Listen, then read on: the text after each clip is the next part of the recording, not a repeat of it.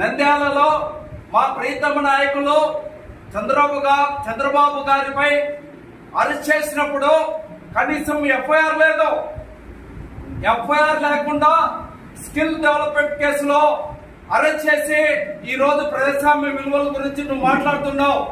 నీ మాటలకు పోలీసులు ఎవరు భయపడరు. ఎందుకంటే నీ బ్రతుకంతా వాళ్ళకి తెలిసినంతగా మరెవరికి తెలియదు. నీ మాటలు విని గుడ్డిగా ఇప్పటికే ఏళ్లపైన లెక్క పెట్టే విధంగా ఐపీఎస్ ఈ రోజు జైల్లో పాలయ్యారు.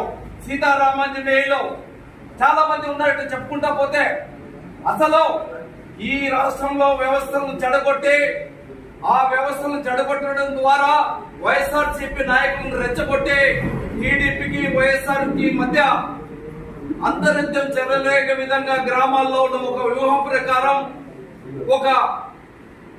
నువ్వు పర్యటన పేరుతో పోయినప్పుడల్లా రెచ్చగొడుతున్నావు. నీ మోసాలను